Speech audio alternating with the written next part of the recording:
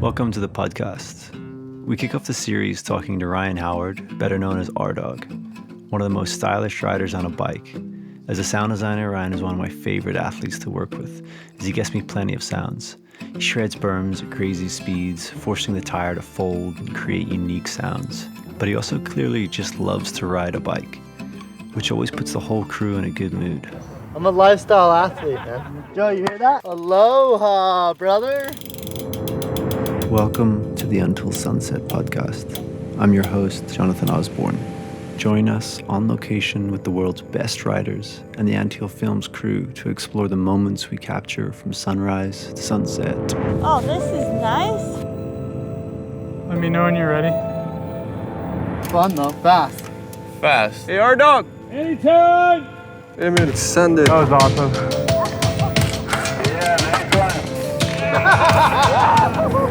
There's something addicting about a mountain bike. How was it? Oh! That was awesome. That's the best. This was an interview recorded on location during the filming of the Hawaii segment for the film Return to Earth. So to set the scene, we are in camp in Hawaii Islands. We are on Oahu and situated on the North Shore, not far from Waimea and Pipeline. In fact, from the mountain we're filming on during the day, we can see the clean sets of waves rolling into the crisp white beaches below us. We have a base camp set up for the crew and riders. It's at the bottom of the hill that most of the filming is happening on. There are some converted shipping containers that are wired into solar panels that we're using as kitchens and a few sleeping dorms. The rest of us are in tents. Matt Hunter setting his tent up the furthest away from everybody else. Hey, R-Dog. There's a big tarp covering a seated area, which is where we all gather to eat in the evenings and have dinner, followed by some table tennis. You can hear a mixture of interesting birds in the morning to wake you up, and sometimes during the night you can hear wild boar running around outside the tents. The sunrise filming session has gone well, and we use this midday time to chat to Ryan Howard about filming for both this Hawaii segment and also his segment with Thomas Vanderham that was filmed in Quebec while chasing the fall colors earlier in the year. So, filming in Quebec earlier this year, what was the riding like while we were chasing the falling leaves? It was different. I mean, I ride a lot of leafy, duffy, carpety stuff at home and like where I go on the Sunshine Coast. So it was pretty similar, but Bromont was quite rocky and it was more of a bike park setup. So it was kind of rough in sections, but we found a lot of the better zones to ride and that suited our style a little bit more. And then if we needed to, we added leaves. So yeah, it was cool. I mean, it wasn't too different riding leaves, you know, it's a pretty common thing to ride your bike over. So we filled the bottoms of berms up with leaves and put them on lip. So you get a lot of flying leaf effect going. And also the like falling leaves from the trees. We had dudes on the side shaking trees and I don't know. It's sick riding, but at the same time, it's very cinematic and like it's sick for us and it's also sick for you guys. So it was a fun little project.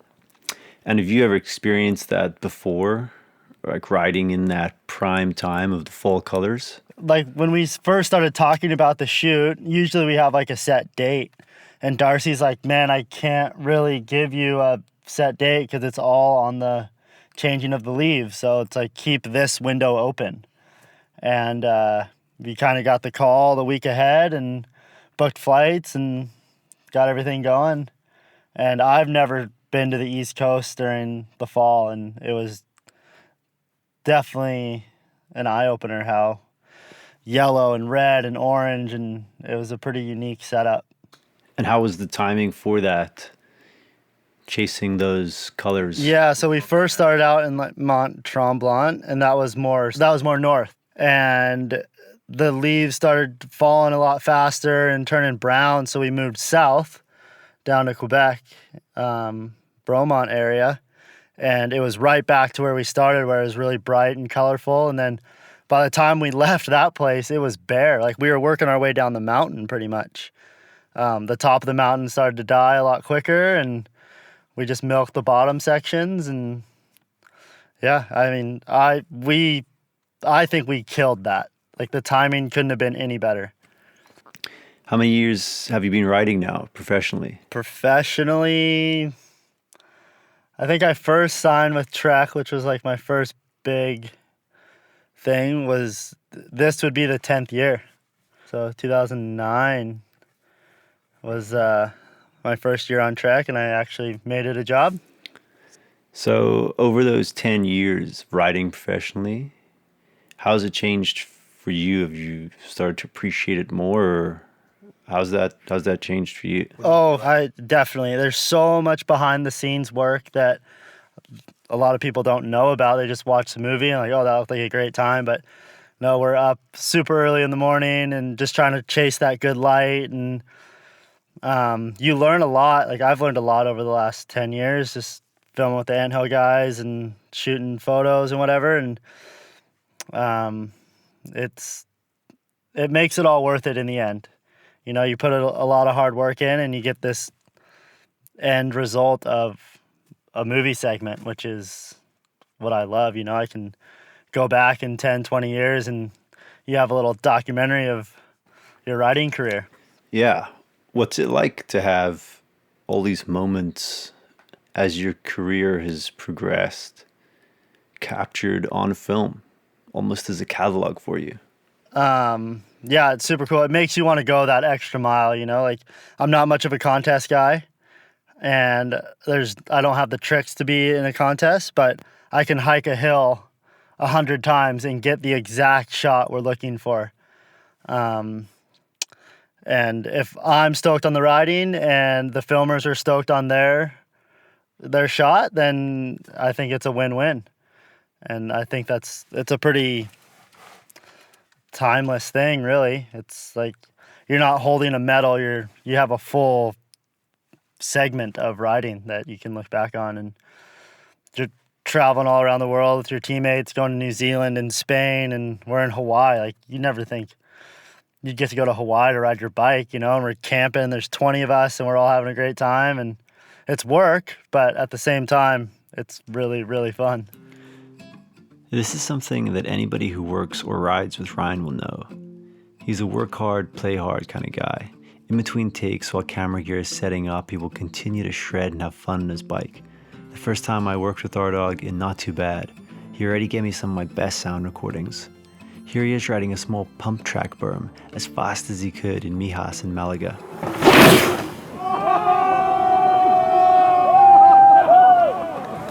And the same thing in Oahu. While crew are deep into setting up digital transmitters between filming vehicles and the camera control vehicle, our dog doesn't miss the opportunity to be on his bike pushing it as hard as he can. This time he crashes from trying a huge whip where he sends it too far to get back. Matt Hunter was walking back up with his bike and saw it right in front of him, while Carson Storch was riding behind our dog and trying not to crash into him as he lands. Adam Billinghurst just misses the whole thing and gets the explanation from Hunter. And our dog did the hugest whip and ate shit. Oh no. Backwards, got stuck, and then I didn't see him crash, so I almost hit him. In the shot, or? He's like, uh-oh, in the air, he goes, uh-oh, and then he just lands totally sideways and just slammed the ground hard. He's okay. Went back through Hunter's mic to find the crash, and you can hear him hitting the ground and sliding up to Matt and Tommy G.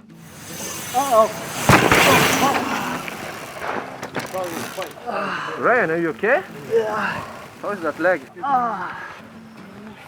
Yeah, we're good. Winder? Held on to it for a long time, man. That was huge. No? Yeah. I got stuck. Super stuck. Way to survive the uber wet. Oh, the bros are watching. It We gotta crack it. Kodak courage moment. All right, let's film. All I need are some tasty waves and cool vibes. And as you can hear, it doesn't take him long before he's cracking a joke again. Here's another one of him crashing into the leaves in Mont Tremblant.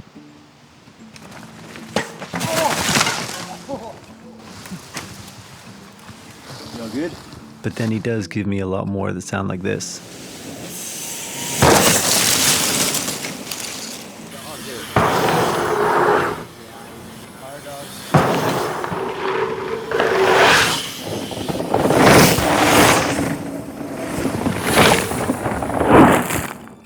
I have another 691 files of him shredding like that, and only another 4 of him crashing. Now back into the interview. At what point in your life do you have a moment in time that you recognize that you wanted to be a mountain biker? Yeah. Well, growing up in Aptos, I had like a really strong riding scene. And there was kind of the generation above me, which would be like Cam McCall, Jamie Goldman, Greg Watts. And they were doing it as a job and traveling around and going to contests and shooting movie segments. And like, damn, that's really sick. And I was like, it was still pure fun for me. Like I was still in school and whatnot. And then, yeah, like I got a job building bike parks. So I was still in the industry, got to ride a lot still. And then, yeah, you slowly make a name for yourself and get some support. And then, yeah, you can kind of make a job out of it. And it doesn't really even seem like a job right now to me. I'm definitely very passionate about what I do. And I'm lucky that I get to do what I love. But, I mean, not having to sit behind a desk really is what the overall, not the overall goal is, but that's a huge, like I try and ride every day, you know, like that's what I want to do. It's such a hard question to pinpoint. Yeah, totally. What, whenever you are riding, what makes that the experience it is for you? What makes you go out and ride?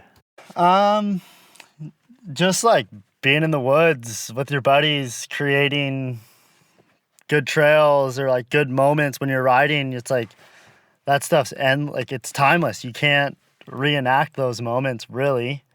It's just pure enjoyment. There's nothing else you're thinking about but riding your bike, what the next section is, or like using the land and making it suitable for mountain biking. And there's so much stuff out there that you can just ride naturally that it's like, oh, there's a sick hump over here and you can gap off this and turn here. It's like, I don't know, it's pretty much all the time I'm looking at different terrain, like, oh, you could fully ride that. It's like, that's all I really think about is biking. So driving down the highway, you see a set of mountains in the distance, you're like, oh, in a perfect world, you'd be able to gap that. Like, that would be epic. But, yeah, and then we get to go to all these sick places like Quebec and Utah, which is like mountain bikers' paradise. And it's like pretty much meant for mountain biking. So just taking advantage of what the earth has to offer. And do you? Getting to ride all these different locations while shooting for films, does that help your riding? Like being a mountain biker, you get to see so much different terrain and different areas. It's like there's Utah, there's Hawaii, there's New Zealand. It's like they all are so different. The dirt's different, the trees are different, and you kind of got to learn what the terrain is like. And yeah, you use it to your advantage for sure. Okay, here's a good one for you. In relation to the film we're working on, in your life, when do you feel the most present? The most connected to earth. I would say ripping a trail, man. There's nothing else on your mind except riding. Like some people like to ride with music and whatever. I personally can't ride with music because I'm so focused on riding. And there's nothing else matters. Like the world stops for me and it's me going from the top to the bottom of the trail. That's the only thing that matters at that moment. one aspect when filming and working on shoots like this is pulling everything together and getting everything to work and the stresses that are involved with that. What's it like when you finally achieve that and everything works the way it was planned? Or Well, there's just so much buildup between, getting your bikes ready, traveling there, making sure the build's right and suits your riding style. And then there's also the whole filming side of it, of the right angle, the right light to justify the riding. And when everything clicks together and you get that shot that you want, you're stoked on your riding, filmers are stoked on their shot. It's just like a win-win. But it's like you've won a gold medal, Like I said earlier, I'm not a contest guy, but every time you finish a segment, it feels like you've won. I think. I've never really won anything, but okay, so nice. So we're to talk a bit about where we are here now, being in Hawaii. Have you ridden out here before? Have you been out here before? What's your knowledge of the riding scene here? Is there any? I mean, when I was at Grom and I'd travel with my family, we'd come to Hawaii, but I've never really heard, there's not really a mountain bike scene here, and Hawaii is really based off surfing, obviously, and lots of touristy attractions and whatnot, but I don't know, we're coming here making this mountain a mountain bike hill. That would be a wicked bike park trail, the stuff that they're building right now. And yeah, I mean, I wouldn't mind spending a winter in Hawaii after this. And what's that like being out here then and filming? One of the locals we met here said that us filming mountain biking, it's pioneering it. In a way, yeah. We're just cruising through town and we have cameras and bikes and people are like, what are you guys filming? What are you doing here? And we say mountain biking and they kind of look at you funny because we're not surfing. 'Cause everyone surfs here, But so far, from what we've had, this is a dope mountain bike destination. Just no one's done it yet that I've seen. So yeah, I call it pioneering in a way. There's a couple local dudes that you see cruising around with bikes and whatnot, but not the style of biking that we're doing. That's for sure. Yeah. And what do you think? What do you think of the camp setup here we've got? The camp setup's dope. Everyone's together. There's 22 of us. We all eat together early mornings, and it's definitely a bit of a shit show. Try and herd 22 cats. There's no way. It's actually impressive that we have all the riders here, all the filmers, and it's waking up early, we're going out into the hills and riding and capturing it. It's pretty unbelievable what the ants have envisioned and, timing, and it's gonna be worth it. It's an insane amount of work, but yeah, I'm really stoked to see it all done, and we just started, and we've just been doing test shots, and we did 2 days of testing pretty much, and we got damn close yesterday, but hopefully tonight we can add another segment and just kind of piece it all together one day at a time. Yeah, so for your section here in the final Hawaii segment of the film, it's all one smooth trail that's being built in from top to bottom, and it's you and Casey Brown that are in your section of this trail together from the top. How's that going? How's the trail working for you for your section? Yeah, so we kind of have one of the upper sections, Casey and I, and I think it suits both of our riding styles pretty well. We got some jumps, some flowy berms, little downhill section, and I'm really stoked on my section actually. It's fun to ride. I'm not mad at riding it, that's for sure. And then some of the other stuff too, like we've been riding everything just because it's such a wicked build, and dirt jump stuff. It's sick that it incorporates all the bikes. You know, it's pretty rare you get a segment that you have downhill bike, trail bike, slope bike. And I think everyone's really going to be able to relate to it. Yeah, I know I'm excited to watch the slopestyle guys and do their tricks and stomp it and blend into a trail bike section. Like, that's very unique, and I think we're going to nail it. Yeah, and what's the kind of workflow like that's taking this to get this done? Working with the camera all down this whole one trail, following you guys down it. What's that like? Yeah, this is a pretty unique shoot. I've never done anything like this, obviously. I don't think anyone really has. Darcy has a camera mounted to his back, and he's on an electric dirt bike, you could say. And luckily, he's good at bike control and can actually ride a bike as well. And we've just been doing multiple takes and just practice shots to make sure that we have the timing right. So we're always in frame, and then Dizogs in the side-by-side, zooming in or zooming out or making sure we're all in focus or whatever. And yeah, it's a full-on team effort out here. It's not one rider, one filmer. There's so many hands on deck, and it's very unique, and it's not easy, but it's gonna be sick. It's interesting, that relationship between the filmer and the rider. The crew showing up and obviously trying to nail their side of things, but there's always that talk of that flow state as a rider, about trying to reach into that flow state and trying to perform in that level. How do you find that for you?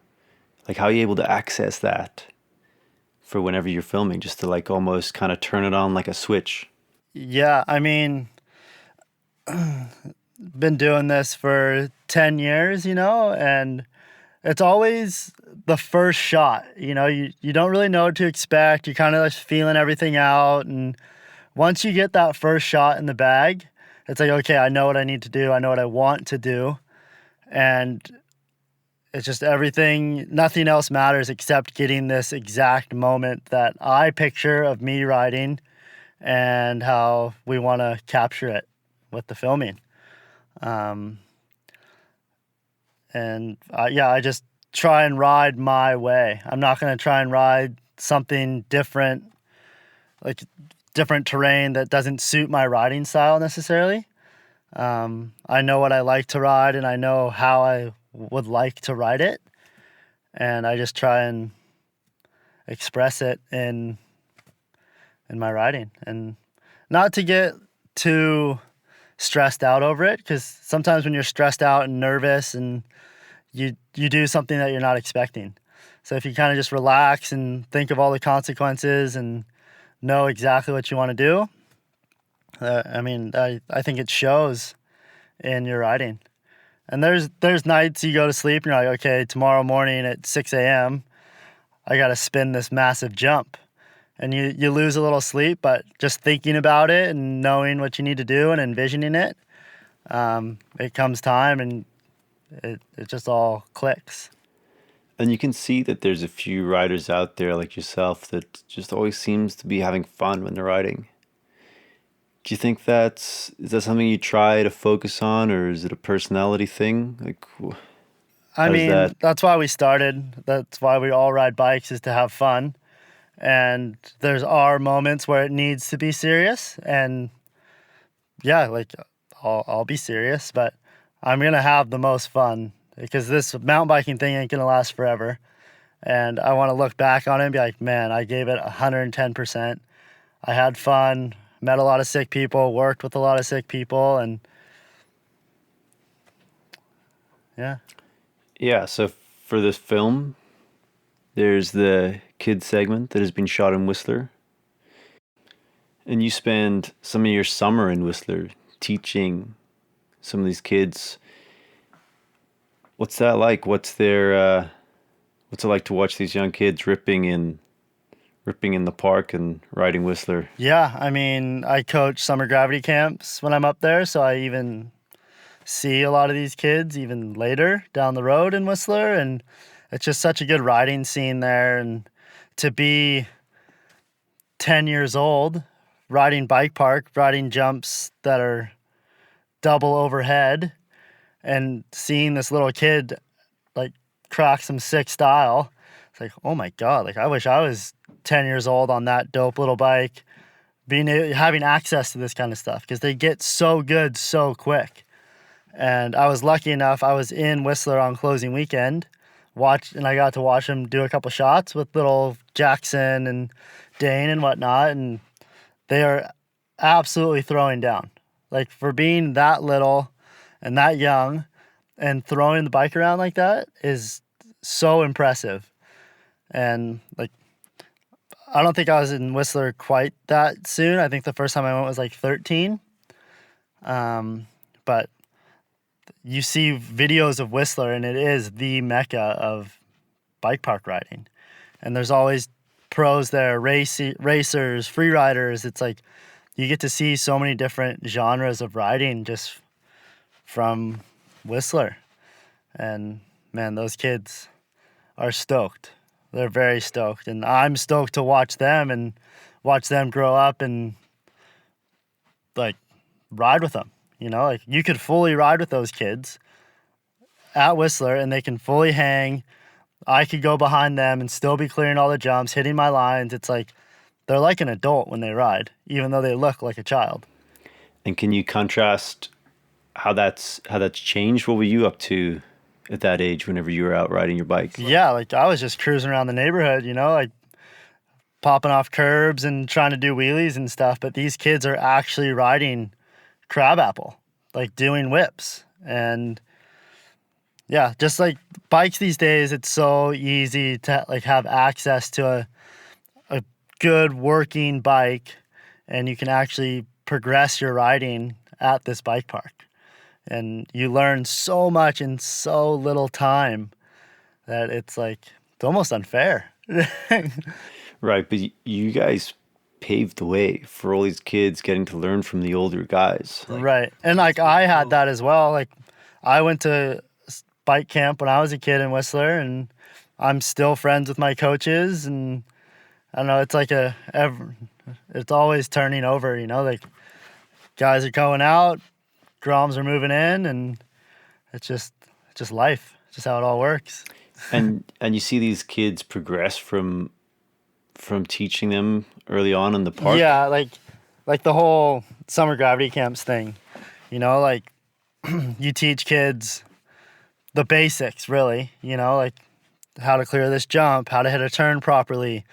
And then who knows, in 10, 15 years, those kids could be filming a movie segment with Anthill. Like, it's pretty sick to see. And there's a couple of them that you see down the road a few years after camp, like, you're still getting better and you're still riding and having fun. Like, don't change that. Like, if it's not fun, don't. Yeah, you're not doing it right. Yeah, and one thing that with kids is certainly true and aligns with the concept of the film is living in the moment. They certainly know how to have fun and not worry and stress about things. Is that clear to see whenever you see them out riding? Oh, definitely. Like, there's no worry in the world for those kids. Like, all they want to do is get out of school and go to the bike park and ride their bike with their friends. And hell, I'm 31 years old and that's all I want to do, you know? So, I mean, I wouldn't call myself an adult, but I look like an adult, but I act like a kid.